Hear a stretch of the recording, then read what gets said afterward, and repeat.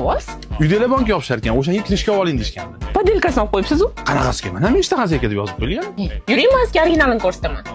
Originali? Kunlar isishi bilan deyarli har bir xonadonda bonkalar mavsumi boshlanadi. Kompot, murabbo, ikra, achchu degandek uy bekalari bonka yopganda eng qo'rqadigan narsa bu yopilgan bonkalarni poqillatib otib yuborishi bo'lsa kerak. Meshta xazayka qopqonlari naq 30 yildan beri ishlab chiqarilar ekan. Bu qopqonlar kirib bormagan o'zbek xonadoni bo'lmasa kerak. Lekin bugungi kunga kelib qopqonlarning poddelkasi, ya'ni soxtasi chiqib ketibdi. Nisbatan ancha arzon sotilayotgan bu poddelka krishkalar sifati yaxshi emasligi uchun ham ancha-muncha bankalarda boshini yeyapti ekan. Chap qo'limda turgani poddelkasi ekan, bunisi bo'lsa original ekan. Qatdan farqlab olishni hozir ko'ramiz. Demak, poddelkasida reklamasi ham, yozuvlari ham kattaroq bo'ladi va xiraroq bo'ladi. Originalida bo'lsa tiniqroq bo'ladi va kichkinaroq bo'lar ekan. Eng asosiysi originalida aksiya, diqqat aksiya degan yozuv bo'ladi va ichida yutuqlari bo'ladi. Yana bitta e'tibor berishingiz kerak bo'lgan narsa bu QR kodlar. Poddelkasida QR kod ishlamas ekan, originalida bo'lsa bemalol kamera orqali kirib ketsangiz bo'lar ekan. Yana tepasiga qopqog'iga ham qarang. Originalida rasmlar tiniqroq bo'lsa, poddelkasida xiraroq, kattaroq bo'lar ekan.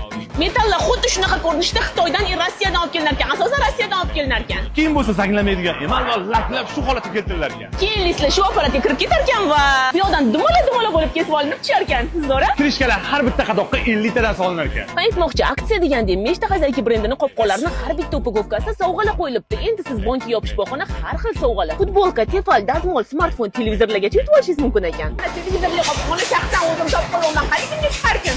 Sayt qadar qolyapman. Qani kimga chiqar ekan? Bu bo'lsa 2 kun davomida maxsus suyuqlikka solib qo'yib, tajriba o'tkazilgan har xil brendlarning qopqonlari. Qaranglar, qanaqa zanglab ketgan. Mana shuning uchun Meshta xazayka brendiniki qaranglar zanglamagan. Sababi Meshta xazayka qopqonlarining har bitta listiga 8 grammdan zanglamaydigan emol ishlatilar ekan. Shuning uchun ham chidamli, sifatli va zanglamaydigan bo'lar ekan. Boshqa brendlar bo'lsa bunaqa emol ishlatishda ozgina ekonom qilishar ekan. Yana bularda rezinkasidan tortib hamma narsasini o'zlari ishlab chiqarishar ekan. Rezinka ham qalin barqvat qilib kesilar ekan. Uncha kechirib uzilib ketmas ekan. Agar rezinka mo'rt va ingichka bo'lsa, bankani bekitganingizdan keyin rezinka qo'yib yuborish va bankalarni qilib qotib olish mumkin ekan. Meshta xazaykani bitta upakovkasi 23-25 ming atrofida ekan. Endi farqiga bordingizmi?